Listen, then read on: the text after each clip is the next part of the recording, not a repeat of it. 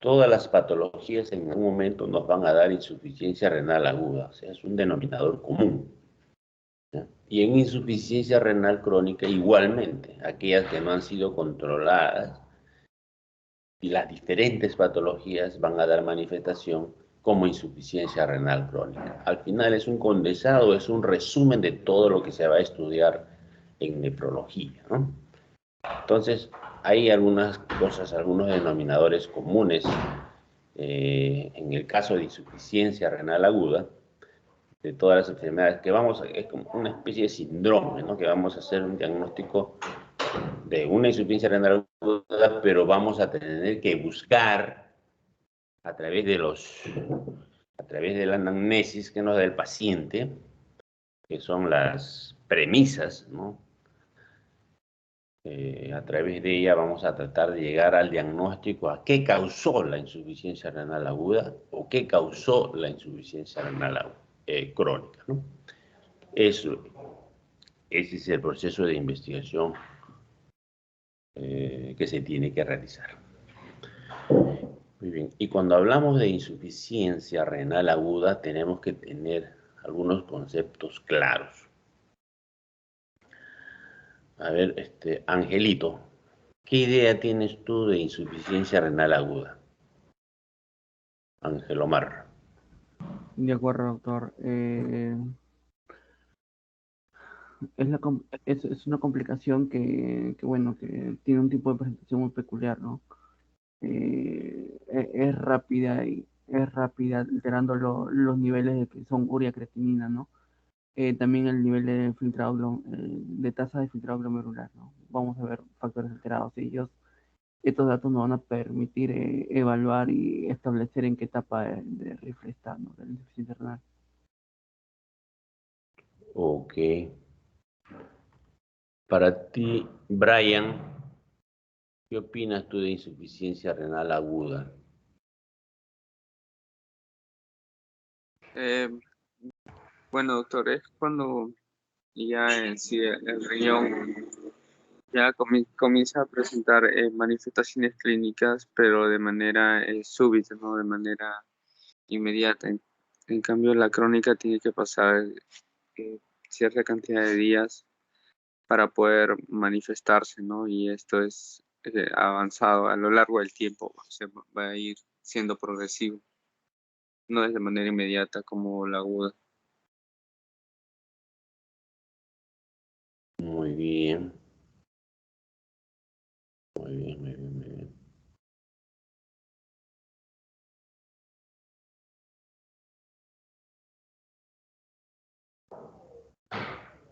Melissa, ¿qué opinas tú de la insuficiencia renal aguda? Para ti, ¿qué es insuficiencia renal aguda?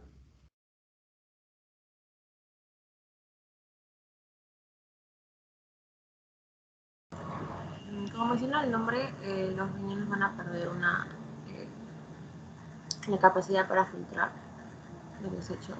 Entonces, esa sería como que la causa, ¿no? Inicial. Ya. Brian me hizo recordar algo, si no por cambiar me olvidé, pero ya me acordé. Él dice que es que ya el órgano está fallando y ya entonces comienza a haber dificultad para eliminar algunas sustancias nitrogenadas, ¿no? Y ustedes tienen una idea más o menos de cuánto el riñón, en qué porcentaje del riñón ya se está afectando para que presente esa manifestación de elevación de creatinina, una idea. A ustedes no, si no vamos a ver con Tica, Alexandra,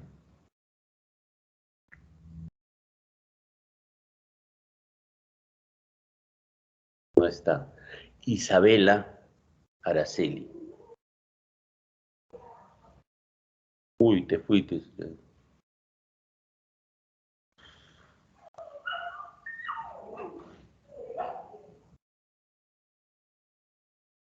Soledad.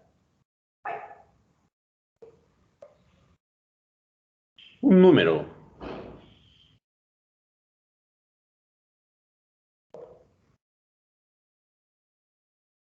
Angelito, un número de verdad, ¿cuánto crees que el riñón esté fallando más o menos para que ya dé manifestación? ¿Qué porcentaje del riñón se está afectando? El 50%, doctor. Eso, muy bien. Eso es lo que dice, ¿no? Aproximadamente para que ya esté subiendo para que haya manifestaciones de elevación de creatinina, se dice que un 50% del riñón ya se está comprometiendo. Qué importante, ¿no? Qué ideal sería que nos demos cuenta cuando esté en 5%. ¿O no, Angelito? ¿Qué te parece eso? ¿Tú qué harías para mejorar el diagnóstico entonces? Bueno, hay varias propuestas, ¿no? Como está el tema de la escala de Rifle que pretende hacer diagnóstico precoz en cuanto a lo que es la insuficiencia renal aguda, pero justamente por lo mismo, ya que no presenta claros síntomas a más del 50%, a más del 50% de la alteración renal, ¿no, doctor? Dice el rifle, te dice, estás mirando la lámina, ¿no? Sí, doctor, dice. Ya.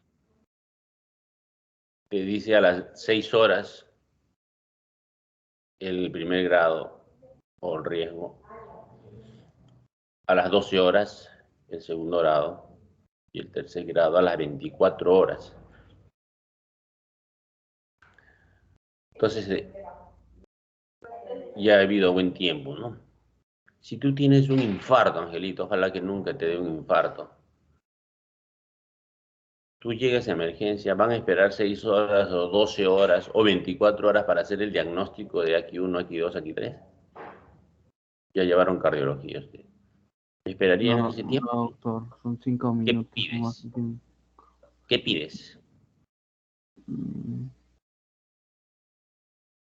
Descansa. Brian, ¿qué pedirías?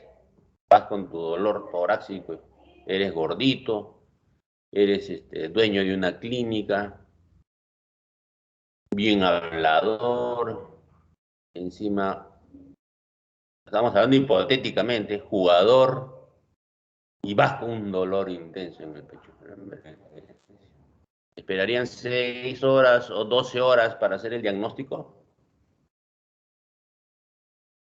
¿Qué le pedirías en todo caso? ¿Qué te pedirías a ti, tu paciente, Brian?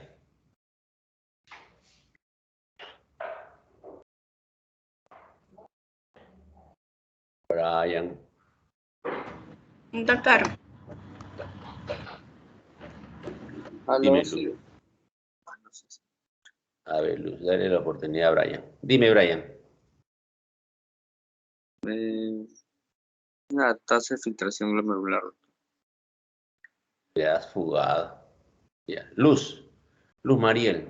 Las mujeres están protegidas del infarto por sus hormonas, pero en caso tuvieses un dolor intenso, opresivo en el pecho, o mejor, un dolor intenso en la boca del estómago, irradiado del cuello, con dolor mandibular, palidez, diaforesis, llegas a la emergencia. ¿Qué sospechas que tienes primero? un infarto, pero Infarto de cara diafragmática, muy bien.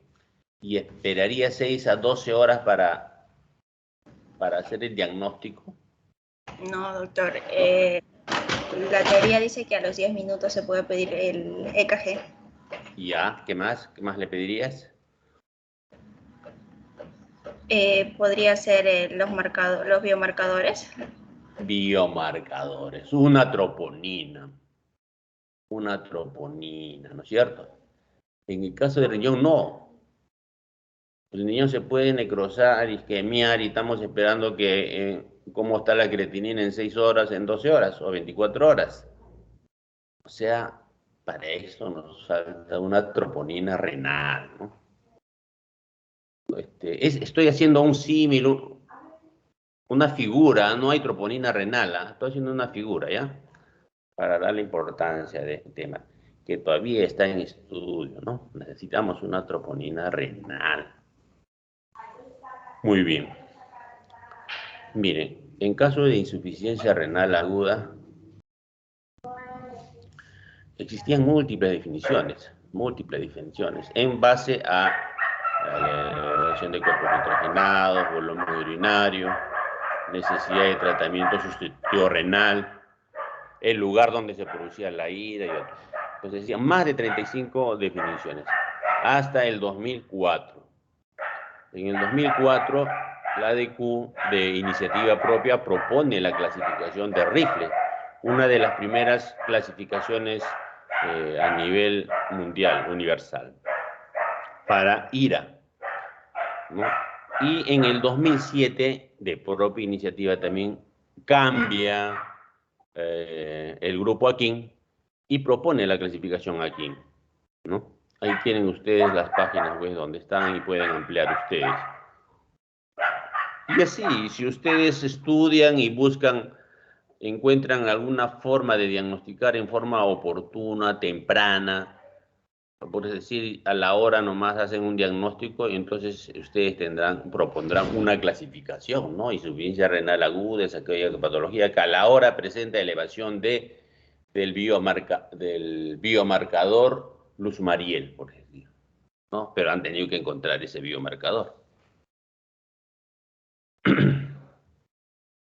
Entonces, ¿de qué estamos hablando? De que la insuficiencia renal aguda es un síndrome, ya hablamos eso, caracterizado por una disminución brusca, como dijo Brian, sostenida, potencialmente reversible. Acuérdense de esos, a veces preguntan en los exámenes. Potencialmente reversible de la velocidad de filtración glomerular y de las funciones tubulares, afectando en forma global a la función renal. Eso hay que tenerlo en la mente, ¿ya? Y después, que para hacer diagnóstico tenemos el uso de un biomarcador, ¿no? Que es la creatinina. En realidad entran, según el grupo aquí en su definición, entran tres variables. Tres variables. ¿Cuáles son esas variables? Creatinina,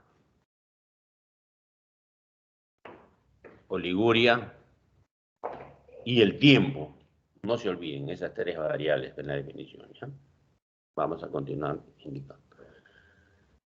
Entonces yo le decía, necesitamos una troponina renal, ¿no? Y existen varias troponinas, muchos estudios que han intentado, miren, todos los biomarcadores que hay, que están intentando, y hay grupos que ya tienen los biomarcadores, pero no son de aplicación muy práctica, no permiten hacer un diagnóstico preventivo de forma oportuna aún, y no se difunde, ¿no? Normalmente nosotros utilizamos la creatinina sérica como biomarcador, ¿ya? Y obviamente esto está limitado por los cambios tardíos después de una lesión renal y tiene baja sensibilidad y especificidad. Existe un reporte, ya aquí tienen la página web, donde después de muchos estudios tratando de detectar oportunamente a los pacientes que van a hacer falla renal aguda, se observaron que no se podía y entonces ellos dieron algunas conclusiones, ¿no? Que para cualquier estrategia de prevención, para que sea efectiva, se deben identificar los pacientes con alto riesgo. Se deben identificar los pacientes con alto riesgo. Y para eso vamos a estudiar nosotros para ver cuáles son esos riesgos que van a hacer que el paciente presente falla renal. Sin embargo, hay patologías o hay procedimientos conocidos que provocan falla renal. Uno de ellos es, por ejemplo, el otro es uno de sus compañeros me dijo que sí iba a hacer un estudio de tomografía con contraste. Estaba preocupado, ¿no? Y efectivamente todos los días se están haciendo 10 a 20 tomografías en la emergencia con contraste. Entonces, sabemos que los pacientes que no tienen ninguna enfermedad y le hacen su estudio con contraste, puede tener una falla renal. Pero imagínense, el paciente es diabético de larga data, hipertenso, tiene un mieloma que ya el riñón está fallando y que todavía no nos manifiesta, y que ustedes le agregan al fuego, le agregan un poquito de sustancia de contraste, yodo. Ahora, esas sustancias yodadas, pues antes había de alto peso molecular, ¿no? De alta densidad, o molaridad alta. Esas eran más fregadas, generaban mayor falla renal. Parece que el mecanismo era de ósmosis, ¿no? Reducían las células. Después han habido estas sustancias de contraste isosmolares e hiposmolares. La hiposmolares es la que menor daño generaba, tenía más costos. Pero si nuestro paciente tenía algún grado, alguna probabilidad, ahí estaba la prevención. Hacer uso de esta sustancia de contraste de menor densidad, aunque tenga mayor costo, ¿no? Entonces, en estos pacientes que se va a hacer este procedimiento, debe de prevenirse. Esa es nuestra estrategia de prevención. Determinar, ubicar a aquellos pacientes que tienen factores de riesgo. Son aquellos que van a hacer procedimientos. Entonces, las sustancias encontradas. Otro, cirugías cardíacas. Hay cirugías cardíacas donde no bombea el corazón, ¿no es cierto? Hay cirugías de páncreas que duran 8 o 12 horas cuando hacen pancreatectomía. Y entonces los pacientes están sometidos a cirugías largas, con pérdida de líquido, en algún momento con hipotensión. Entonces, estos pacientes hay que prevenir. Ya mentalmente el anestesiólogo tiene que saber que el paciente puede hacer falla renal y tiene que estar chequeando una diuresis, dando líquidos, vigilando el balance hídrico, lo que ingresa y lo que sale. Ser muy cautos en estos pacientes. Eso es lo que recomiendan, si bien es cierto, a través de los biomarcadores no vamos a poder detectar, pero sí en aquellos pacientes que vamos a hacer procedimientos, sí podemos hacer prevención. Y ahora vamos a estudiar algunos casos, algunas patologías, en que nosotros también tenemos que darnos cuenta. Tenemos que darnos cuenta. Por ejemplo, bueno, primero, aquí es lo que les dije, ¿no? Hay que planificar el riesgo de ira en exposiciones clínicas selectivas, como cirugías grandes, medicamentos nefrotóxicos, como el yodo. En quimioterapia también se utiliza bastantes sustancias nefrotóxicas en oncología. Y una evaluación meticulosa de la salud renal. Hay factores predisponentes y precipitantes. Tienen ahí la página web también para que amplíen. Ahí tienen los biomarcadores. Cantidad de biomarcadores que existen. O sea, hay preocupación por ubicar la troponina renal. Se me fue la idea que les iba a decir. Bueno, seguimos. Muy bien. Entonces, el riñón, si ustedes se van, por ejemplo, acá nomás a la bisteca, se van a comer ahí 1 kilo de carne, su parrillada, una parrilla. Comen un montón de carne, un montón de proteína. El riñón tiene que adaptarse a esa gran ingesta de proteínas y tienen que orinar más. Orinan más, ¿no? Tienen que tomar más líquido. Entonces, el riñón de algún modo trata de regular de acuerdo a las necesidades. Por eso que las proteínas son también nefrotóxicas, hace trabajar duro, kilos y kilos, se resuelve diariamente de proteínas. Entonces, eso en algún momento puede fallar. El famoso 50% que nos decía Ángel, puede fallar la autorregulación. Para tratar de compensar, el riñón se está autorregulando, ¿no? Está autorregulando.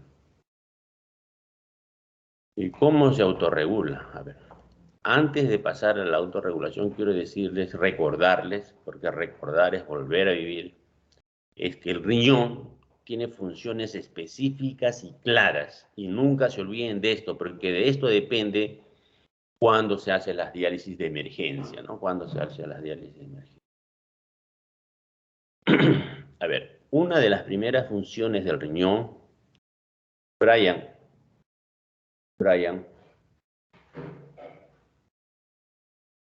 Sí, doctor, dígame. Brian, ¿me escuchas? Sí me están escuchando, ¿no? Sí, lo estoy escuchando, dígame. Ya, listo. Una de las primeras funciones del riñón es la regulación del equilibrio hidroelectrolítico. ¿Ya? Esta es la primera función. Si el riñón falla, cuando el riñón falla, entonces o se llena de agua, porque no va a eliminar agua, o eleva potasio en la función hidroelectrolítica. Entonces, si te dicen, ¿cuáles son los criterios para hacer diálisis de emergencia? Entonces te acuerdas de la función renal. La primera es regulación hidroelectrolítica. Así, si tiene mucha agua. ¿Y cuándo hay mucha agua? Edema agudo de pulmón o insuficiencia cardíaca, derrame pericárdico, ¿no? O pericarditis urémica. Demasiada agua, hacen taponamiento. Antes de ayer, nada más sacaron de un paciente, sacaron 200 centímetros cúbicos del pericardio. Imagínense, el paciente estaba chocado. O sea, ese corazón no tenía forma de trabajar, de bombear, ¿no? Le hicieron una periocardiocentesis y el paciente comenzó a mejorar su presión, obviamente, ¿no? Agua, exceso de agua. Y el otro es el potasio, ¿no? El potasio es fácil de acordarse, ¿no, Brian? Se puede elevar y nos puede matar. Hacen taquicardias de complejo ancho, luego bradicardia, se muere el paciente. Esta es la primera función. Acordémonos siempre que la primera función, regulación, equilibrio hidroelectrolítico. Por esto es que los pacientes se hinchan, ¿no? La otra función es eliminar cuerpos nitrogenados. Debe eliminar la creatinina y la urea, ¿ya? ¿Y por qué es importante la eliminación? Específicamente la urea tiene una gran capacidad de penetrar a diferentes estructuras, es permeable y por consiguiente genera síntomas no solo en una estructura anatómica, sino en todas. Por eso es un síndrome general. Por eso que a nivel del sistema nervioso central ingresa y genera cambios en la osmolaridad. Y entonces, al generar cambios osmolares a nivel neuronal, deshidrata y lo que va a generar es manifestaciones neurológicas, ¿no? A veces focalización, pero inicialmente da encefalopatía. A eso le llaman encefalopatía urémica. A nivel cardíaco puede dar la pericarditis urémica, a nivel digestivo puede dar manifestaciones digestivas de náuseas, vómitos, náuseas, vómitos. Y esas náuseas y vómitos son en pacientes agudos más frecuentes. Los crónicos están acostumbrados a tener urea. A veces viene mi cuñado a mi casa, que es un crónico, igualito, un whiskycito, es bien mosca, viene justo un día antes que le toca la diálisis. Viene un día y ya sabe que al día siguiente de la mañana se va a dializar y hace desarreglo. Y así ocurren siempre con ellos. Imagínense que si el viernes hace ese desarreglo y le toca el lunes la diálisis. Entonces hay un periodo de ventana un poquito más largo. ¿Y qué pasa? Que a veces se les pasa la mano y ya no llegan al lunes y el día domingo de la noche están con dificultad respiratoria y no es que tenga problemas pulmonares, sino que al no eliminar ácidos, al no eliminar ácidos, sí, entonces hacen acidosis y comienzan a respirar agitadamente y el potasio se les sube, pues rapidísimo se les sube el potasio. El potasio con ácido pueden morir. Bueno, entonces la urea, les decía, puede generar ese síndrome urémico ¿y por qué les conté de mi cuñado? Porque él no tiene la urea alta, 200, 250, y no tiene náuseas y vómitos. Acuérdense de esto. En cambio, el agudo tiene 180, o sea, está con náuseas y vómitos. Entonces, si te dicen a ti, ¿cuál es la diferencia entre una insuficiencia renal aguda y una insuficiencia renal crónica? Tú puedes decir, desde el punto de vista clínico, los pacientes agudos tienen manifestaciones de emesis, el crónico no. Desde el punto de vista agudo, el agudo no tiene anemia, el crónico sí tiene anemia. Y así van buscando una tabla mental de diferencias entre el agudo y el crónico. Otra de la función es la acidosis metabólica, ¿no? Hay acumulación de ácidos.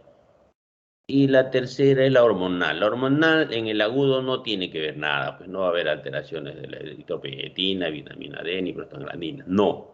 Las tres primeras funciones son las que nos interesan en insuficiencia renal aguda, para efectos de terapéutica, para efectos de acordarnos también. Entonces le decía, para que llegue a este estado del paciente de falla renal, en el cual los cuerpos nitrogenados ya están elevados, en el que puede haber oliguria, un 60% de los pacientes pueden hacer oliguria. Un 40% pueden orinar normal, por si acaso. Así que no que vayan a esperar que todos hagan oliguria o anuria. ¿Ya? Hay otros que no lo hacen y tienen creatinina alta, eso sí. Entonces, para que se dé eso, tiene el riñón, para evitar eso, se autorregula.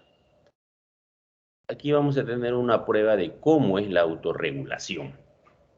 Si nosotros medimos, en la figura inferior está la presión arterial, ¿ya? 50, 100, 150, 200. Y aquí arriba tenemos el flujo sanguíneo renal. Miren, si nosotros tenemos la presión arterial, aquí le puse una flechita, por encima de 60, 60, 70, vamos a tener que el flujo sanguíneo renal se mantiene en una meseta. El flujo sanguíneo, a pesar de que la presión va subiendo, claro, al final ya se eleva, ¿no? Pero el flujo sanguíneo renal se mantiene en una meseta. Estamos hablando a nivel glomerular. Y por consiguiente, el filtrado glomerular también se mantiene en esa meseta. ¿Qué pasaría, yo le digo, si no hubiese autorregulación? A medida que sube la presión, 50, 100, 200, vamos a tener mayor filtrado glomerular, mayor diuresis, ¿no es cierto? O sea que si sube la presión va a orinar a 8 mililitros por minuto, si sube a 200. Entonces, esta es una prueba de que a nivel glomerular hay mecanismos de autorregulación. Si viene mucha presión, si viene el río Rímac demasiado, entonces Sedapal va a cerrar las válvulas para que no ingrese tanta agua a esas tremendas piscinas de recolección de agua. Igual el riñoncito, si hay mucha presión, entonces va a tratar de cerrar. A eso se llama autorregulación. Cierra a través de sustancias que a continuación vamos a comentar. Otra prueba de la autorregulación, que se pierde, que se pierde. Si se pierde, el riñón empieza a fallar, ¿no? Por ejemplo, aquí, ¿qué pasa si la presión está en 50? Baja el flujo sanguíneo renal, por consiguiente, baja el filtrado glomerular y no orina tampoco. La otra prueba. Imagínense si la presión arterial media está en 100. La presión arterial media. Toman la presión, calculan presión arterial media 100. Pero en la arteriola aferente, aferente, hace que la presión baje a 60. ¿Para qué? Para que mantener esa meseta de 60 a nivel del capilar glomerular. A nivel capilar glomerular se va a mantener en 60. Ojo que esto se puede elevar se elevan, por ejemplo, en la diabetes mellitus. La diabetes mellitus tiene hipertensión glomerular, no se olviden. Esto se eleva en la diabetes mellitus. Por eso es importante el tratamiento acá, con los ARAS, porque dilatan y abren en los diabéticos. Muy bien. Entonces, en la autorregulación decimos, la presión arterial media, 100. La arteriola aferente, su función es bajar esa presión. Entonces, cierra las válvulas, ¿no? Cierra las válvulas. Y luego se mantiene en el glomérulo estable, una mesetita de presión de 60 para mantener el flujo sanguíneo renal. Y luego a la arteriola eferente termina de bajar la presión. Muy bien, así se mantiene. Para que ocurra esto, ingresan transmisores, ¿no? Okay. Sustancias. ¿Qué pasa? Estamos diciendo que la presión arterial media es 100. Ahora le ponemos presión arterial media 125. 125. ¿Y qué pasa con la arteriola aferente? Igual sigue trabajando. Para ella no hay feriado, no hay cansancio. Igual lo baja a 60. Miren. Entonces aquí está haciendo una autorregulación. Evita que se incremente la presión a nivel del glomérulo capilar. Si se incrementa la presión aquí, con seguridad que va a aumentar el filtrado glomerular, se van a perder más sustancias. Entonces aquí lo que hace la arteriola aferente es cerrar su válvula, ¿no? Y luego sigue el mismo mecanismo. Entonces, este es el mecanismo de autorregulación.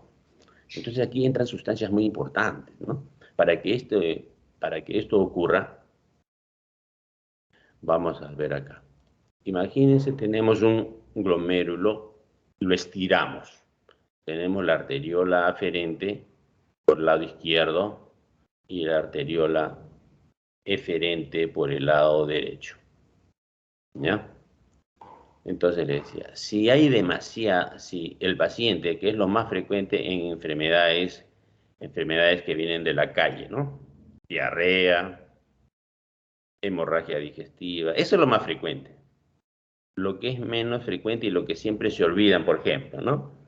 Shock séptico, un paciente que tiene insuficiencia cardíaca, por ejemplo, ¿no? O edema agudo de pulmón. Ese paciente tiene un bajo gasto cardíaco, entonces va a venir menor caudal de sangre. Entonces, no se olviden que los pacientes que tienen insuficiencia cardíaca también pueden hacer falla renal, ¿ya?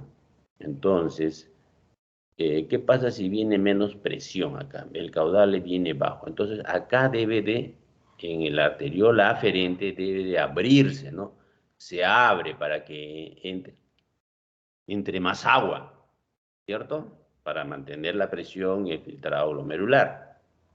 Si a pesar de eso, si a pesar de abrirse más a este nivel con el óxido nitroso, ¿no? Acuérdense del óxido nitroso, vasodilatador que se utiliza en cardiopatías. Este óxido nitroso vasodilatador se abre para que puedan ingresar. Las prostaglandinas abren para que pueda ingresar más agua. Pero llega un momento que no hay agua, ya no hay agua, por más que se abran, no entra el agua. Entonces, por la parte distal, esta válvula la cierra también, pues, ¿no? La cierra. ¿Y quién la cierra? Nuestro amigo, la angiotensina, ¿no? El sistema renina-angiotensina. Cierra esta válvula. ¿Y qué pasa cuando lo cierra? Aumenta el caudal, aumenta la presión a este nivel para que pueda haber. Entonces, todos estos mecanismos van interactuando en forma continua, ¿ya? En forma continua. Incluso acá en este punto, acá en la arteria frente, hay un reflejo miógeno muscular, ¿no? Cuando se sobreestira demasiado, se contrae, cierra su diámetro. Entonces, al disminuir el diámetro, evita que pase mucho líquido, ¿no? Ecuación de Bose y B ingresa ahí en el análisis de esto, ¿eh? Muy bien, entonces no se olviden aquí, o se abren las válvulas o se cierran las válvulas dependiendo de las necesidades. Igual aquí, se abre la válvula o se cierran las válvulas de acuerdo a las necesidades. No se olviden que aquí el mecanismo de renina-angiotensina, que utilizan el sistema de prostaglandina. Entonces aquí vienen los famosos eventos adversos o lo provocado por el médico, ¿no? O lo que de repente tiene de base. ¿Qué pasaría si el paciente utiliza AINES o están con este problema y le están dando AINES? Entonces esto va a bloquear nuestra prostaglandina y por consiguiente la autorregulación. Las prostaglandinas entonces no se va a abrir el vaso, va a haber disminución en el volumen. El otro es, por ejemplo, la angiotensina. Si nosotros le damos los inhibidores YECA o los ARA2, entonces vamos a bloquear esta acción de cerrar la válvula y se va a abrir. Al abrirse, la arteria de frente va a perder presión. Entonces el paciente se va a perjudicar. Cuando hay shock, me estoy refiriendo, no cuando hay poca presión. Cuando hay poco volumen, esto debe cerrarse. Pero si le estamos dando los inhibidores CECA o ARA2, esto va a alterarse. Entonces, de este juego, de esto es la famosa mecanismo de autorregulación para mantener niveles séricos de creatinina óptimos y mantener una diuresis óptima. Para que se acuerden de esto, hay una mnemotécnica OEPA. Sí, Angelito. Ángel, Sí, doctor. ¿me querías decir algo? No, doctor, disculpe. Ah, ya, ya.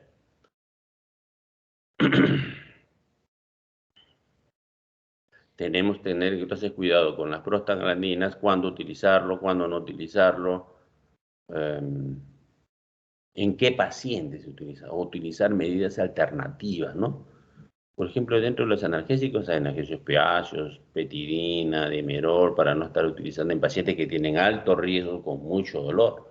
Pacientes con urolitiasis, por ejemplo, urolitiasis y que tengan creatinina alta, darle diclofenaco, otros analgésicos puede ser contraproducente. Entonces, cambiar mejor, justificar por qué le estoy dando petidina y no le estoy dando una cosa.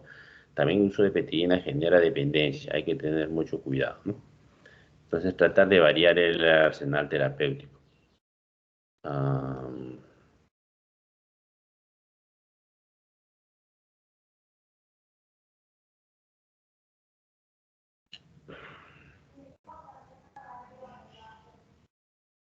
Muy bien. Entonces, después de todo esto, vamos a definir, o lo que dijeron los grupos, ¿no? Ya sabemos que Rifle fue el 2004 y luego vino el grupo Akin en el 2007. ¿Qué dice el grupo Akin? Que existen 3 grados, 3 estadios, ¿no? 1, 2, 3, Akin 1, aquí 2, aquí 3. El Akin 1 es cuando la creatinina se eleva en 1.5 a 2 del basal, o aumento de 0.3 miligramos por decilitro. Usualmente en las emergencias utilizamos este 1.5 a 2, más fácil de recordar, 1.5 a 2 del basal.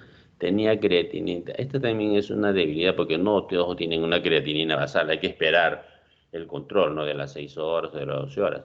Pero si el paciente ha sido atendido y tenemos ahora algunos centros tienen historias clínicas digitales y tenemos creatininas anteriores, y tenemos la creatinina anterior, entonces más o menos podemos ya tener una idea, ¿no? Una idea. Entonces, si se eleva en 1.52, ya estamos hablando de un aquí 1, asociado a un gasto urinario de menor de 0.5 mililitros por kilo por hora por al menos 6 horas, ¿no? Ese es el AKIN 1. Miren cómo entran 3 variables: creatinina, el gasto urinario y la hora. 6 horas. Para el caso 2, aquí 2, el incremento es 2 a 3, igual 0.5, pero al menos en 12 horas el gasto urinario, ¿no? 0.5 mililitros por kilo por hora por 12 horas. Esto siempre pregunta en diferentes exámenes, ¿ya? Diferentes exámenes paran preguntando, hay que tener presente. Hay que acordarse de la tablita entonces, para decidir es 1, 2, 3, 1.5 a 2, 2 a 3, mayor de 3. Pero voy a tratar de acordarse rapidito. Y el otro, el gasto urinario, 0,5, 0,5, pero 6 horas, 12 horas. Y el otro es 0,3, 0,3 por al menos 24 horas. O anuria por lo menos 12 horas sin orinar.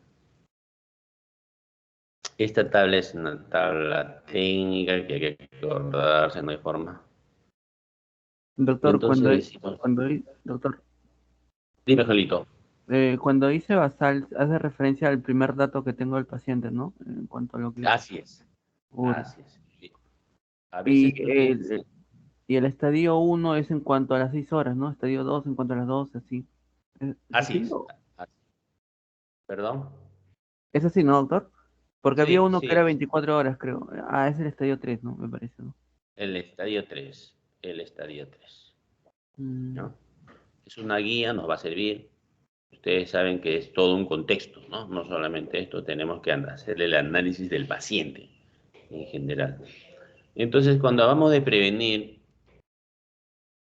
en este caso no vamos a prevenir, pero más o menos vamos a sospechar el diagnóstico de estos pacientes, ¿ya? Vamos a sospechar. Creo que ¿en qué pacientes podemos sospechar?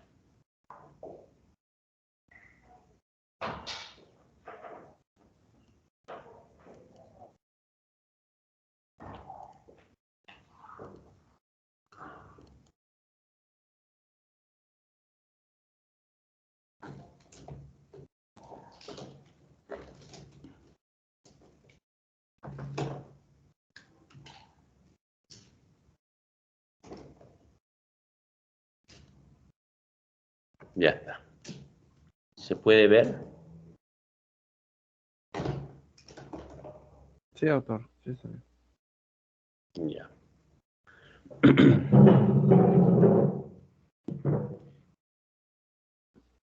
Mire, la lesión renal aguda yo lo trato de considerar como las especialidades. 3 especialidades están involucradas. En medicina no es matemática, ¿ya? Medicina, hay médicos que pueden hacer más de una cosa también, ¿no es cierto? Pero cuando hay problemas legales, ahí es donde le dicen, tú podías hacer eso porque no le pasaste al otro, cosas así. Miren, la patología más frecuente que nos lleva a la lesión renal es la prerrenal. O sea, todas las causas, digamos que las dimensiones, cuando ustedes van a hacer un trabajo de investigación, cuando van a hacer una tesis, y dicen, ¿cuáles son aquellos factores que influyen en que el alumno de nefrología, que los alumnos de nefrología no aprueben su examen de fin de término, ¿no? ¿Cuáles son aquellos factores? Dice, entonces, ¿cuáles son los factores? Entonces, ¿cómo lo dividimos? A ver, vamos a buscar desde el punto de vista del alumno, desde el punto de vista del profesor, desde el punto de vista del sistema, que no presencial. Tres causas. A eso le llaman dimensiones. Nunca se olviden, dimensiones. Busquen ustedes cuáles son las dimensiones de lo que van a estudiar. En este caso, tenemos una lesión renal aguda y tenemos 3 dimensiones: prerrenal, intrínseca y posrenal. Entonces, estas 3 dimensiones son los que nos pueden generar lesión renal aguda. ¿Cuál es más frecuente de las 3? La prerrenal. Se dice que más o menos el 60% de los pacientes que hacen insuficiencia renal aguda son de la calle, aparecen de su domicilio y son prerrenal. Y el otro 40% se generan dentro del hospital, ingresando con niveles de creatinina y flujo urinario normal, y lo hacen la falla renal dentro del hospital, y son generalmente la segunda, la intrínseca, ¿no? Entonces nosotros por eso tenemos que prevenir. Entonces, tenemos 3, prerrenal, dimensiones, intrínseca y posrenal. La prerrenal corresponde, para que ustedes se acuerden, corresponde a la especialidad del médico clínico, del serumista, ¿no? Prerrenal, porque él es el que ve todas estas patologías. El clínico. El intrínseco lo ve el nefrólogo, y el posrenal lo ve el urólogo, para tratar de acordarnos. Paradójicamente, el prerrenal ve más pacientes y el posrenal ve menos pacientes, pero a ver que se opere una de esas, ganan más, ¿no? Así que los que quieren hacer cirugía se inclinan por la cirugía, los que quieren ser clínicos ya saben lo que les viene. Es una broma.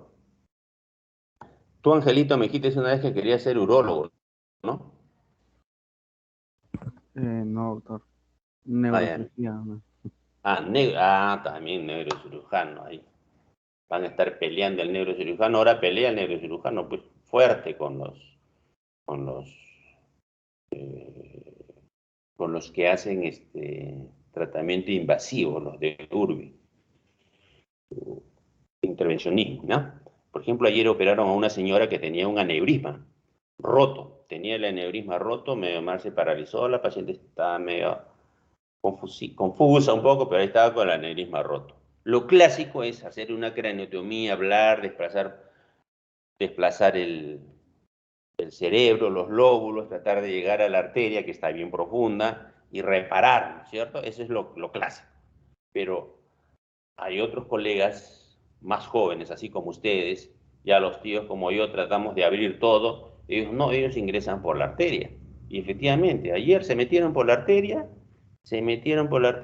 un catéter, ubicaron dónde está el aneurisma roto, metieron un baloncito, inflaron y se acabó el aneurisma. Sacaron, el paciente al día siguiente está normal, no ha sangrado, está despierto. Oye, 2 días más, el paciente se va a ir a su casa. Mientras que la cirugía abierta quedaba en UCI, en cuidados intensivos, con ventilación, 3, 4, una semana, ya cada día que está dentro del hospital, hace infección intrahospitalaria. Paciente que está 48 horas comienza a tener fiebre, ya esa es una infección intrahospitalaria. Y la infección intrahospitalaria le hace quedar 15 días más, 20 días más para completar antibióticos. Que si hace resistencia, antibiótico resulta unidad de farmacología clínica, y aumentan totalmente los costos cuando esta tecnología nos baja los costos. Así que neurocirujano, vas a hacer neurocirugía, trate de hacer este intervencionismo, ¿no? Muy bueno, y ayudan bastante a la gente con menos sufrimiento y menos costos. Claro, Muy el bien, STEM, chévere. doctor. ¿Eh? STEM se le dice, ¿no? Asisten. Muy bien, muy bien, muy bien. Te recomiendo, si tú quieres hacer neurocirugía, todos los días debes leer un artículo de neurocirugía, todos los días. Uno pequeñito nada más, todos los días. Y cuando tú termines tu medicina, que no eres un experto. Si tú ves sobre este tema que te estoy diciendo todos los días, repasa, repasa, repasa, acabas, eres un experto, eres un médico general experto en ese tema. Y así todos los que quieren hacer alguna especialidad, quieren hacer diabetes, lean todos los días diabetes, lean, y lo que quieran hacer en cirugía o en clínica, deberían ir leyendo el tema que a ustedes les apasiona. Yo desde que estaba en la edad de ustedes, a mí me gustaba estar metido en la emergencia, era sangre mi vida. Yo paraba en la emergencia, martes y viernes hacía guardia, me la pasaba toda la noche viendo emergencia. Cuarto año, quinto año, sexto año ya estaba recetando solito en la emergencia, viendo estas patologías. Hasta que se me pasó un infarto de carga diafragmática y me asusté. Después de 15 días regresé otra vez con la cabeza agacha, ya más humilde, a empezar de nuevo. Todos vamos a tener en algún momento un error. Se nos puede morir un paciente. Claro que ahora ocurre más ya cuando es médico, ¿no? Depende del tiempo que se le puede dar. Y ustedes ahí van a rebobinar, van a resetearse y van a ser más serios, más responsables. A todos les va a pasar, van a acordarse de mí cuando les pase. Ojalá que no se les muera, ¿no? Pero ocurre, ocurre. Muy bien, no se olviden de esa recomendación. Aquellos que ya tienen definido, que tienen su meta, digo, de aquí, de 5 años, ¿dónde voy a estar? Esa es mi meta. Entonces tengo que planear tener mi estrategia para ver cómo voy a cumplir esa meta, ¿no? Y una de esas estrategias es capacitarme. Todos los días leer, leer, leer, leer. Hay un curso internacional, hay un curso nacional, meterse al curso en el tema que le apasiona y le gusta. Esa es una partecita, como un hobby. No quiere decir que va a dejar de estudiar lo demás, porque ahí sí se vuelve bruto. Porque aquel que solamente hace cuanto más especialista eres, sabes menos de lo demás, ¿no? Así como el cardiólogo en Estados Unidos sale corriendo a llevar a su hijito a que lo vayan a ver por la fiebre, porque él no puede manejar, tiene temor. Entonces ustedes tienen que hacer como un hobby, pero no quiere decir que dejen de estudiar lo demás. Esa es la característica del médico peruano, tiene un conocimiento amplio, ¿no? Hasta que se focalice en un solo tema. Muy bien, entonces cuando hablamos de la dimensión prerrenal, que es lo más frecuente, le decía, y siempre en los exámenes preguntan por esta dimensión prerrenal porque es lo que es más frecuente, por lo que debería de saber el médico. Y el más conocido es hipovolemia, ya no deberíamos de ponerlo porque esto es fácil que se van a acordar, pero hay que ponerlo. Hipovolemia, diarrea es una causa frecuente. Cuando ustedes ven un paciente con diarrea, nunca se olviden de preguntar en funciones biológicas. Funciones biológicas es el famoso SAPO, ¿no? Sed, apetito, peso, orina, deposición, flujo vaginal, fecha de última regla. Cuando ustedes no tienen un diagnóstico claro, ustedes a través de las funciones biológicas pueden llegar al diagnóstico. Entonces hay que ser, si no, estoy con malestar, pero que no sé, que estoy con malestar. Entonces ustedes tienen que ser muy enfáticos en las funciones biológicas, porque ahí de repente está el diagnóstico, ¿no? Doctor, estoy medio cansada, no sé qué hacer, una gordita. Pero señor, ¿alguna otra? No, todo solo que estoy cansada. Señora, y dígame una pregunta, ¿y cómo está su apetito? Ah, tengo mucho apetito. Y se tomó bastante agua, 2 jarras, 3 jarras. Y orina, ya. mira, por las funciones biológicas sale el diagnóstico, o sea, hay que tener cuidado. La orina a veces tengo malestar, la orina está cargada, tiñe la truza o tiñe el retrete, no será una elevación de la creatinina, una ictericia, entonces ya le miran los ojos con más cuidado. Entonces, las funciones biológicas, que son manifestaciones externas de lo que ocurre internamente, nos va a orientar hacia el paciente, ¿ya? Entonces, cada vez que venga un paciente con diarrea, no se olviden de preguntar si está orinando. Sorpresas a veces, ¿no? Hay sorpresas. Está con diarrea, orinando toda la noche. 12 horas que no orina y el paciente se olvida, no te dice nada. Pura diarrea, diarrea, diarrea. Hay que tener cuidado.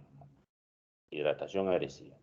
Otra causa de esta dimensión es la dimensión del gasto cardíaco, ¿no? Hay incluso hay descripción, ¿no?, de insuficiencia renal con insuficiencia cardíaca.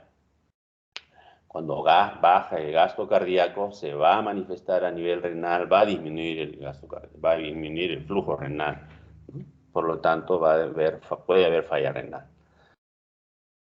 Y eso ocurre pues cuando hay insuficiencia cardíaca, insuficiencia hepática. La insuficiencia hepática, esa es disminución del volumen circulante eficaz. En la insuficiencia hepática hay un síndrome llamado síndrome hepatorrenal. Es un tema, la cirrosis en las emergencias es frecuente, es frecuente. Entonces, ustedes tienen que leer un poquito de síndrome hepatorrenal. Y a mi grupo le voy a dejar una lectura de síndrome hepatorrenal. ¿Por qué? Porque es frecuente y debemos de saberlo, ¿no? Por cultura. El síndrome de hepatorrenal, es lo mismo que una insuficiencia renal aguda, pero la condición es que la insuficiencia renal aguda se da en pacientes con cirrosis hepática avanzada. Cirrosis hepática avanzada. Cirrosis hepática tiene algunas características, ¿no? Las venas del esplácnico aumentan, hay hipertensión. Y las arterias, a nivel esplácnico, hay vasodilatación. O sea, las dos contribuyen a que haya ascitis, ¿no? Entonces, a eso se llama circulante eficaz. Hay bastante líquido, tiene edema, pero está fuera de los vasos sanguíneos. Igual, el riñoncito sufre, ¿no? Sufre, hace insuficiencia renal. Y lo otro es lo que estábamos hablando de la deficiencia de la autorregulación, ¿no? Deficiencia de la autorregulación, ¿no? AINES, los inhibidores SECA, los SARA2, ciclosporina. Muy bien, pasamos a la otra dimensión, que es la dimensión intrínseca. ¿Ya? Intrínseca. Cuando nosotros entramos a la dimensión, miren, esta prerrenal es funcional. Si ustedes les hacen un sedimento urinario, no va a haber proteínas. No va a haber proteínas, ¿no? Pero si ustedes le hacen aquí a esta intrínseca un sedimento urinario, sí van a encontrar proteínas. Sí van a encontrar proteínas. La proteína es al nefrólogo, como el electrocardiograma es al cardiólogo. Si yo miro proteína, ¿y cómo está la proteína? ¿Qué cantidad tengo? Porque si yo tengo proteína en niveles altos, proteínas nefróticas, por decir, entonces digo, entonces el problema debe estar a nivel glomerular, ¿no? Debe ser a nivel de los vasos, a nivel de la membrana basal, a nivel de los podocitos. Si tengo yo a nivel nefrótico, entonces ya los podocitos, que es el plan B de contención de proteína, está fallando, pues. Esos podocitos, sus patitas que tienen ácido ciálico por cargas, evitan que salga la proteína. Pero si están falladas, salen rango nefrótico. Entonces, tiene una proteinuria mayor de 3.5, 3, 4, 5, entonces, uy, ese debe ser, la causa de mi patología debe ser en glomérulo. Pero si tiene proteínas bajitas, no tan elevadas, entonces yo digo, este debe ser intersticial, túbulo intersticial. No es absoluto que ustedes van pensando, tienen que unir el contexto. Yo les estoy dando algunas tips de cómo hacer el análisis nada más, ¿no? Pero ya después ustedes ven todo el contexto, qué síntomas tiene, todo para decir, pues, sí, es glomerular, no, es tubular, ¿no? Por ejemplo, las tubulares o intersticiales, lo más frecuente, lo más común es que el paciente ha ingerido, es como una alergia, el riñón alérgico, ¿no? Le dan, por algún fármaco. Por ejemplo, nosotros revisamos un caso, le dan claritine, toma claritine, a los 5 días comienza a tener falla renal, sube la creatinina y disminución de la orina, fiebre, rash cutáneo. Entonces, ese es un típico, patología intersticial proteinuria mínima, pero responde fácilmente a los corticoides. Las intersticiales agudas, no se acuerden, fármacos, cualquier fármaco te puede generar un intersticial. Dentro de ello está pues también las sustancias yodadas, ¿no? Y el otro grupo, estamos hablando de la dimensión intrínseca, son las vasculares, ¿no? Las famosas vasculitis, hipertensión maligna. Me olvidaba de decirles, ya se me pasó ya. Bueno, ya. Antes de pasar la prerrenal al renal, no se olviden que el prerrenal hay hipovolemia, hay shock. Cuando el shock es progresivo, el shock es persistente, cuando el paciente incluso tiene noradrenalina, o antes se utilizaba bastante dopamina, noradrenalina, que cierra más la arteriola aferente, entonces el riñón va a sufrir. ¿Y qué va a pasar? Que se cierra tanto la válvula de la arteriola aferente que entonces comienza a haber necrosis parenquimal. O sea, lo que era un prerrenal comienza a haber falla a nivel renal, ¿no? Por falta de circulación, porque se han cerrado los vasos en la autorregulación, entonces ya los glomérulos, la zona parenquimal comienza a isquemiarse y comienzan a ser falla renal intrínseca o parenquimal. Lo que era un prerrenal se convierte en un renal.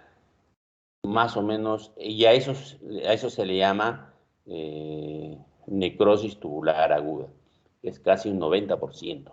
90% de estos pacientes renales que pasan en este grupo de las intrínsecas, casi 90% son necrosis tubular aguda. Luego son estas. En los túbulos intersticiales, no se olviden isquemia, septicemia. Isquemia, septicemia. Hay veces pacientes que están en UCI, están con el COVID, han superado el COVID después de 3, 4 semanas, han salido de ventilador, los han dializado incluso, ¿ya? Porque han hecho falla renal. Y les han cambiado de antibiótico porque tenían antibióticos de alta gama, ¿no? Que le han cambiado porque había resistencia, y después comienzan a tener nuevamente falla renal. Aquel que ya mejoró de su falla renal, ya no se dializa, nuevamente comienza a tener falla renal. Y es un paciente que tiene una historia larga. No se olviden de estos túbulos intersticiales, no reciben fármacos nuevos y puede hacer el paciente una falla renal intersticial. La otra es por nefrotoxinas. Ahí están los yodados, los aminoglucósidos, cisplatina, angiotensina B. Este es para los hongos, este es en oncología.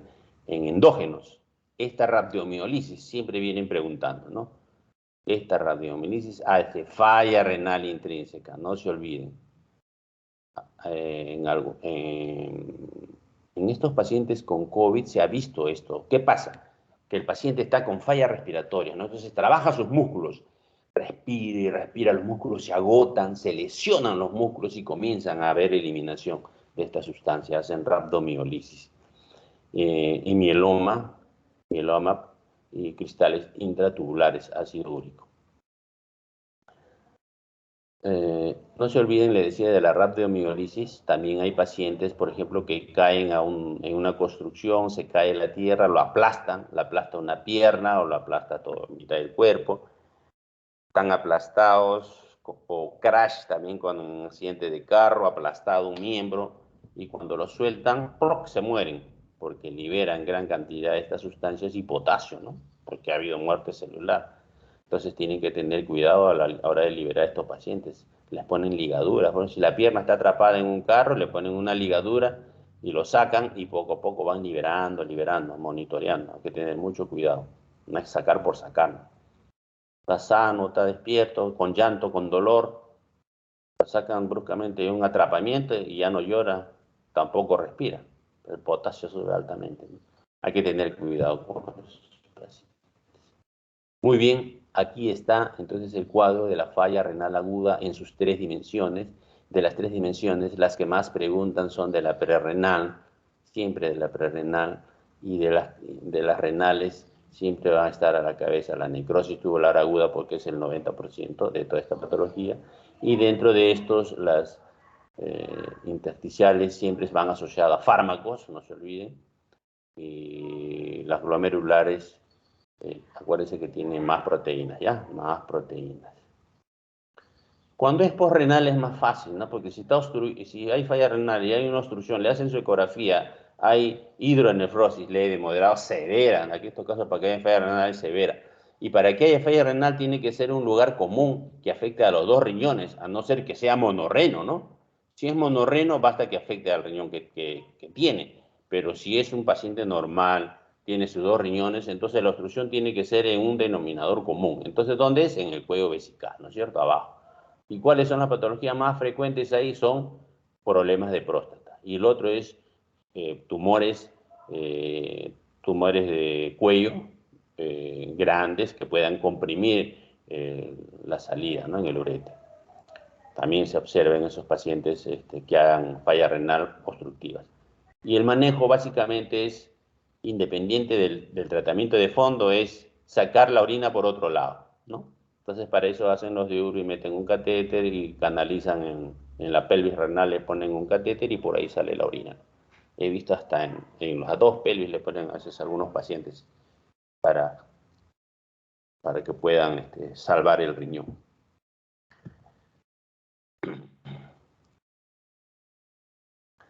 Bueno, entonces, la isquemia renal es la principal causa de la falla renal, ¿no? Y en ella intervienen alteraciones de tipo vascular, tubular e inflamatorio.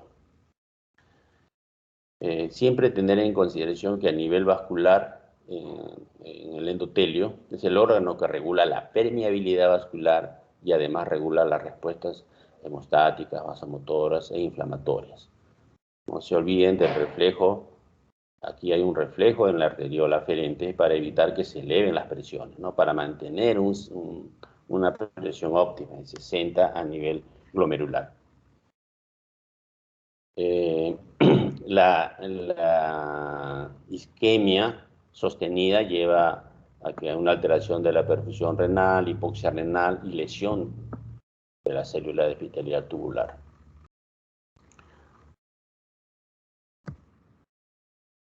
Cuando el paciente tiene un shock prolongado, que fue prerrenal, luego el paciente entra a la fase renal o necrosis tubular aguda, ¿no? Y donde están las fases de iniciación, extensión, mantenimiento, reparación.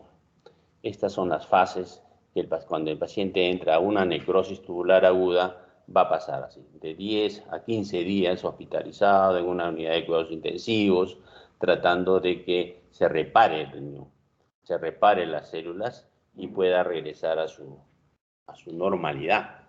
Los que llegan, porque hay muchos pacientes que llegan a ser falla renal crónica, no quedan con insuficiencia renal crónica. Lo ideal es retornarlo a la normalidad, ¿no?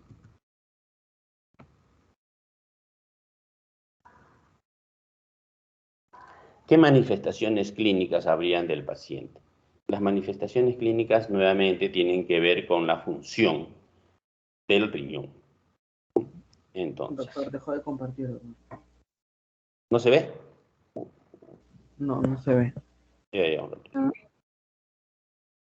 A ver.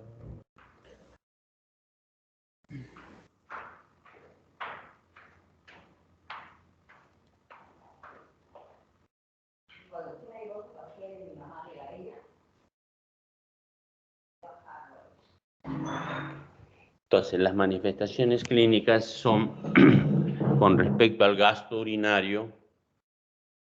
Con respecto al gasto urinario, hay disminución del gasto urinario, ¿no? Consideramos que la oliguria, acuérdense estos términos, oliguria menor de 300 centímetros cúbicos. Menor de 300 centímetros cúbicos o 0.3 centímetros por kilo por hora. ¿Ya? Y acuérdense ustedes que hay algunas series de 50 y otro de 60% de que los pacientes no hacen oliguria. O sea, esto le llaman a débito alto o débito normal. ¿Qué otra manifestación clínica puede haber en estos pacientes? Sobrecarga hídrica. Si el riñón no está orinando, obviamente va a haber exceso de líquidos, un incremento de líquidos, ¿no? Entonces va a haber edema facial, en extremidades, pulmonar, cerebral. La otra manifestación clínica, la elevación de azoados, que nos va a llevar a una encefalopatía urémica, náuseas, vómitos, hipoconvulsiones, asterices. Y esto es lo que hemos hablado, ¿no? Estamos repasando, ¿ya? Y el trastorno electrolítico principal, porque nos mata, es la hipercalemia. Luego, hiperfosfatemia, hipocalcemia, hipernatremia y acidosis metabólica. Una de las funciones importantes del riñón es eliminar los ácidos metabólicos, eliminar los ácidos, ¿no? Y eso, la acidosis persistente evita de que las reacciones bioquímicas puedan trabajar. Ustedes acuérdense cuando estábamos en química general o en química orgánica, decían para que pase del nivel A la reacción tiene que estar en medio ácido o tiene que estar en medio alcalino. Las reacciones bioquímicas necesitan también un pH óptimo para poder reaccionar. Y es por eso que en pacientes muy críticos, con pH alterado, le dan medicinas y los fármacos no tienen efecto porque no actúan en ese pH. Las otras manifestaciones generales, astenia, adinamia, anorexia, hipertensión, anemia, fiebre, artralgia, cefalea, prurito, disfunción plaquetaria.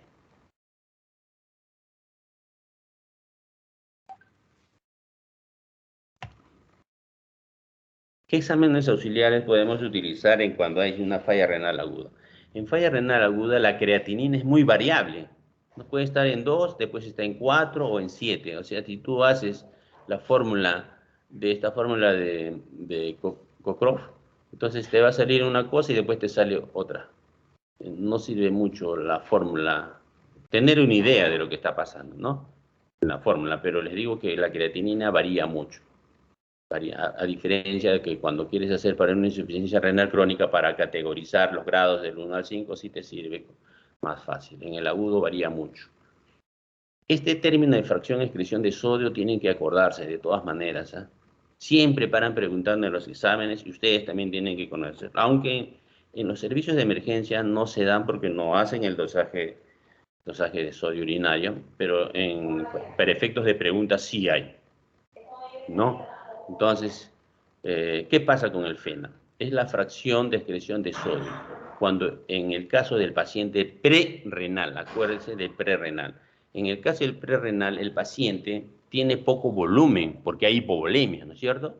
Al haber poco volumen, entonces el riñón trata de absorber más sodio. Todo el sodio que pueda la reabsorbe, porque con el sodio jala agua. Con el sodio jala agua. Entonces en la orina, obviamente va a haber sodio bajo, ¿no es cierto? Va a haber sodio bajo. Entonces miden el sodio va a ser menos de 20, su nota favorita. O el FeNA va a ser menor a 1%. Entonces, FeNA 1% o sodio 20 menos de 20, eso les dice, oye, esta es una patología prerrenal. ¿Ya? Tengan en consideración. Está aquí para los que quieren la fórmula de la expresión del FeNA.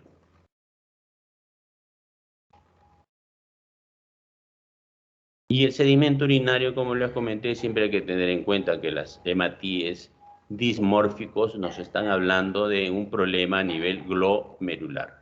Células dismórficas nos están hablando de un problema glomerular, los hematíes feos, ¿no?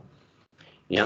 Cilindros hemáticos, proteinuria significativa o lipiduria podrían indicarnos glomerulopatías o vasculitis. Y los cilindros glandulares, células epiteliales libres, es fuertemente sugestivo de necrosis tubular.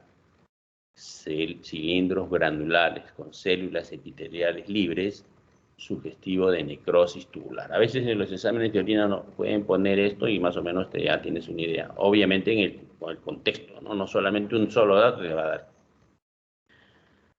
Y así. Tratamiento.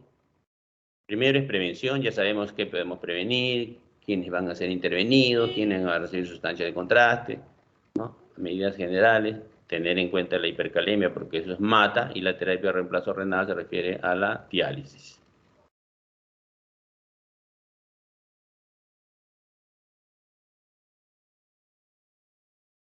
El manejo ideal de aquí es la prevención, obviamente, ¿no? La prevención. Si nosotros en salud manejáramos prevención, se evitaría tantas patologías hospitalarias, habrían más camas, porque se trataría desde el inicio, ¿no? El manejo ideal del ACIS es la prevención del deterioro de la función renal, es decir, tener en cuenta los factores de riesgo. Ya si el paciente ha hecho falla renal, por lo menos garantizar que el paciente orine, ¿no? O sea, forzar diuresis para que sea una ira, pero a débito alto.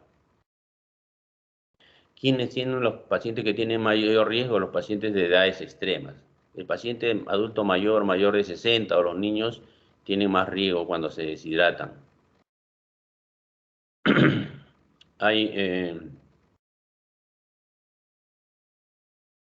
Ustedes cuando estén en sus serums, tengan una diarrea masiva, dice, ¿cuánto de líquido le paso? Primero hay que restituir la presión, ¿no?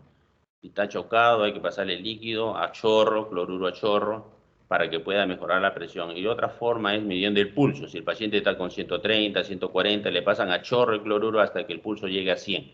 Una vez que esté a 100, ya le disminuyen y comienzan a ir calculando con Biora. Evitar el uso de medicamentos nefrotóxicos y ajustar de acuerdo a la función renal también los medicamentos, ¿no? Se debe recordar que el fenómeno de posobstrucción se debe hacer monitoreo estricto de líquidos eliminados. A esto se refiere cuando un paciente está con falla renal y el riñón comienza a orinar, puede haber una poliuria, ¿ya? Hay una fase poliúrica después de la falla renal. Entonces hay que reponer lo que se está perdiendo. Medidas generales, dieta con restricción de sodio, 1 o 2 gramos, restricción de proteínas para que no trabaje tanto el riñón, fósforo menor de 800, evitar potasio en la dieta, la restricción a 0.5 mil equivalentes, los líquidos 500 centímetros más las pérdidas diarias, eso vamos a ver en balance hídrico, evitar medicamentos nefrotóxicos, AINES, YECA-SARA2, en caso de necesitar utilizar quelantes de fósforo para evitar hiperfosfatemia, hipocarbonato de calcio. Todos los pacientes renales crónicos utilizan carbonato de calcio, ¿ya? Como quelante. Y gluconato de calcio utilizamos en forma aguda en caso de hipocalcemia y también utilizamos en casos de hipercalemia. Hablemos de hipercalemia entonces. ¿Qué es la hipercalemia? Es la elevación del potasio por encima de los niveles séricos.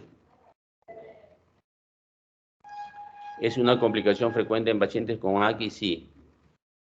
Pero más mi experiencia personal es que se ve bastante en los pacientes renales crónicos que se descompensan por no cumplir con la dieta, ¿no? Y vienen usualmente con potasio alto. En esos pacientes renales que vienen con falla respiratoria, no se olviden de dosar el potasio.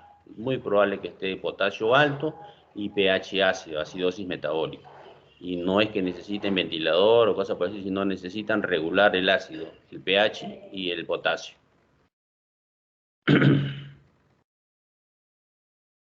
¿Cuál es lo más grave que puede tener un paciente? Lo más grave es que se muere el paciente con hipercalemia, ¿no? Si tienes tiempo, le tomarán un electrocardiograma y van a encontrar que es la T, que el complejo QRS, el Q se levanta y la T se eleva, ¿no? El Q se abre, el QRS se abre y la T se levanta. Eso se ve en el electrocardiograma dependiendo de la concentración de potasio. ¿Ya? Pero ahora con estas nuevas tecnologías, cuando uno hace el dosaje de AGA, el AGA, oxígeno, PCO2, bicarbonato, ahí nomás también te puede salir o te sale el potasio, el sodio, el cloro. También te puede salir troponina si tú quieres, pero es más oneroso porque a todos los pacientes no les sale troponina, ¿no? Pero con esta tecnología puedes tener rápido el potasio, incluso no necesariamente el electrocardiograma, que no guarda relación con los niveles. Ya se hicieron estudios. Más potasio, se eleva más la T, sí, pero a veces no.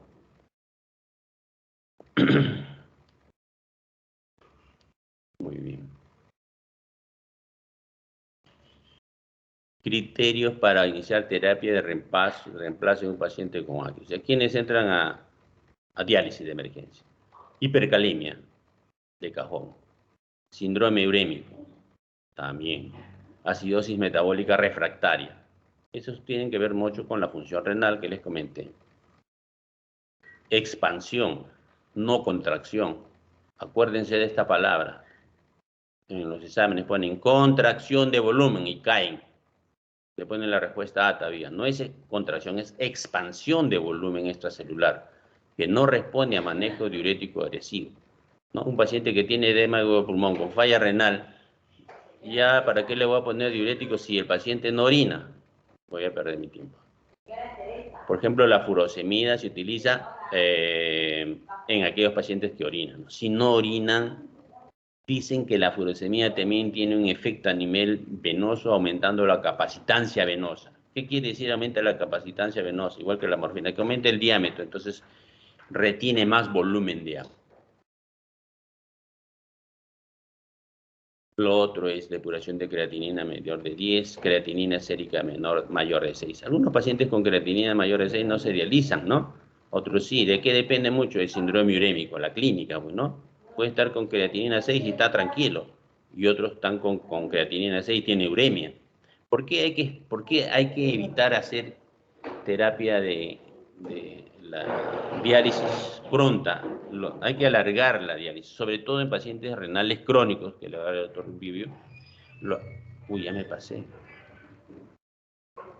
¿A qué hora es la clase del doctor Vivio? ¿A las 9? ¿A las 8?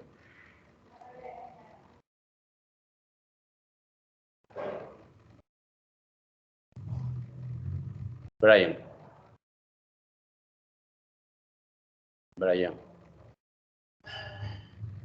Sí, doctor, dígame. ¿A qué hora es la clase con el doctor Vivio?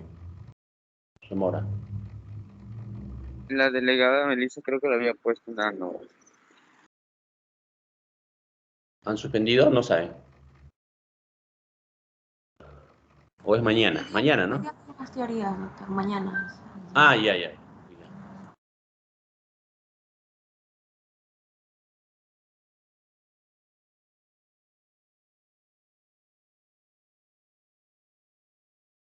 Ah, ya, porque les decía de que cuanto más demora en la diálisis es mejor, porque cuando empieza la diálisis es aterogénica, genera mucho ateroma la diálisis. Los vasos se calcifican con facilidad y por eso que los pacientes en insuficiencia renal crónica, la mayoría mueren por infartos. En cambio, los pacientes con insuficiencia renal aguda, la mayoría mueren por infecciones. Aquí tenemos una laminita del EKG, como el complejo QRS se amplía, se ancha y la T se levanta, ¿no? ¿Ya? Y el intervalo PR también es prolongado. Clásico PR prolongado, el QRS se ancha y la T se eleva. La T se eleva. De picudas. Aquí una tablita para hacernos recordar el tratamiento de las hipercalemias. Gluconato de calcio como estabilizador de membrana. El gluconato de calcio actúa 10 minutos, o sea, no es para ponerle gluconato de calcio cada 8 horas, hay que ponerle cada hora, hasta que lo puedan dializar al paciente, ¿no? Eso va a estabilizar membrana y evitar que haya taquicardias de complejo ancho por la hipercalemia.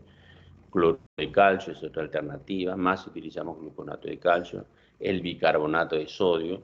El bicarbonato de sodio usualmente se colocan 4 ampollas en endovenoso y 4 en infusión. A veces el paciente está con 8 o 9 de potasio, se le ha puesto 8 bicarbonatos. El paciente puede entrar de repente a alcalosis. Es difícil, ¿no? Pero aún entrando en la diálisis lo va a regular, pero le va a salvar la vida porque se puede morir inmediatamente este paciente. El otro es glucosa al 50%. ¿Qué pasa con la glucosa? Tiene que ir asociado a insulina. ¿Gracias a qué? A que cada molécula de glucosa ingresa con un potasio al intracelular e insulina. Entonces, aprovechando esto, se le da más glucosa para que pueda ingresar, pero no le vamos a provocar una hiperglicemia, ¿no? ¿Por qué? Porque le estamos agregando insulina. Si le agregamos glucosa e insulina, el potasio que está elevado lo va a disminuir. ¿Y cómo es la fórmula? Simplemente nosotros tenemos una fórmula, la glucosa, que una unidad de insulina,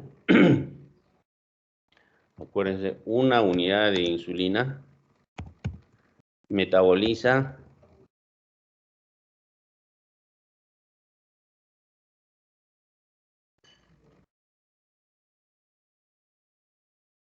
una unidad metaboliza 3 a 4 gramos de glucosa. ¿Se ve lo que estoy escribiendo? Brian, ¿se ve lo que estoy escribiendo? Sí se ve, doctor. Ya. Acá lo estoy viendo.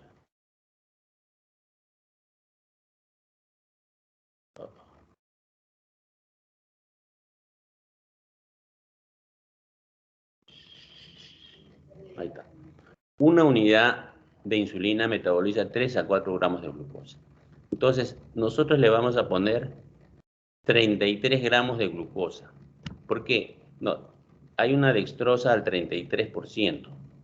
Hay unas ampollitas, ustedes habrán escuchado, si no, ya están escuchando.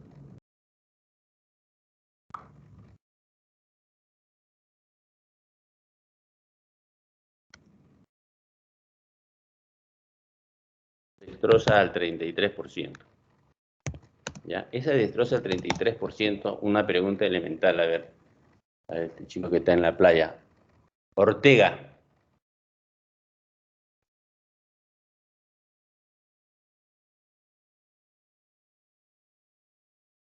Elías. ¿Está Elías o no?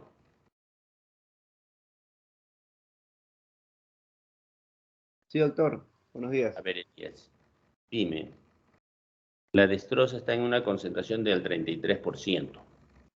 Si yo quiero a 33 gramos, ¿qué volumen necesitaría de dextrosa 33?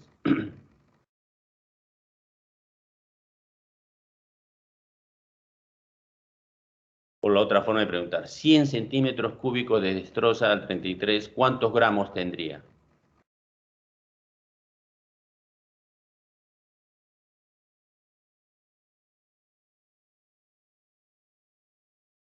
Melissa.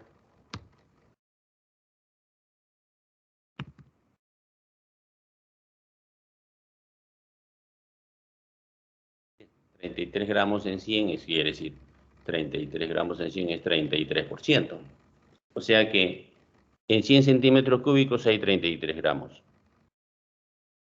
Entonces yo lo que necesito para este paciente que tiene hipercalemia, le pongo 100 centímetros cúbicos de dextrosa al 33, porque tengo ahí 33 gramos. Y le agrego insulina 10 unidades. Si yo le agrego 10 unidades, estoy garantizando de que porque se me va a metabolizar estos 3 o 4 gramos de glucosa.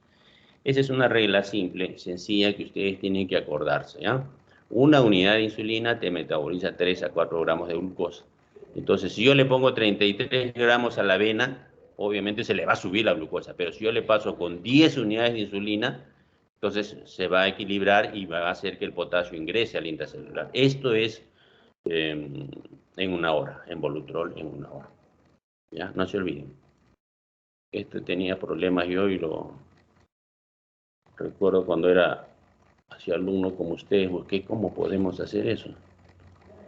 Y encontré en el libro de endocrinología esta equivalencia, una unidad 3 a 4 gramos. Luego, resinas. ¿Por qué resinas? ¿Ya? Porque en el tratamiento de hipercalemia, en aguda, no se utiliza resinas, es muy lento. Es muy lento que se da. Entonces, las resinas puede venir en preguntas. He visto las preguntas que en tratamiento de hipercalemia se puede utilizar resina, sí, pero en insuficiencia renal aguda que necesitan, no, bueno, pero la pregunta, pero dice una alternativa, ¿se puede utilizar? No te dice si es aguda o crónica. Entonces, tengan cuidado, resinas como el cayaxelate, es resina de intercambio iónico, se puede utilizar en hipercalemia, pero no crónicos. Luego los beta-adrenérgicos. Si ustedes son, ahorita veo 11 alumnos, de los 11 alumnos los nebulizan a los 11 y le hacen dosaje de potasio en sangre, a algunos les bajará el potasio. A los niños que hicieron este estudio, algunos niños se veía que tenían debilidad de los miembros, parestesias, debilidad, y que por cada más lo nebulizaban, el potasio bajaba más. Entonces, traslaparon este conocimiento de la nebulización porque bajaba el potasio. Entonces, a todos los pacientes que son con hipercalemia los nebulizan, no porque tengan asma, sino porque baja también el potasio. Finalmente, la diálisis, ¿no? La diálisis, que es lo que lo va a ayudar al paciente. Nuevamente, indicaciones de diálisis, porque siempre preguntan sobre carga de fluidos, expansión, no contracción, hipercalemia grave, acidosis metabólica y síntomas de uremia. Síntomas de uremia. Aquí tienen el sustento teórico de donde se han tomado los datos. Muy bien, chicos. Gracias. Imagino que ya se han aburrido, estarán con hambre.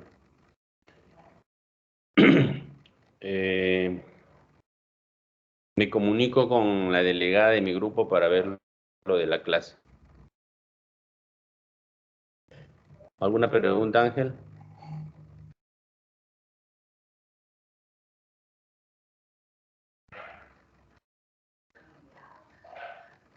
¿Quién es la delegada?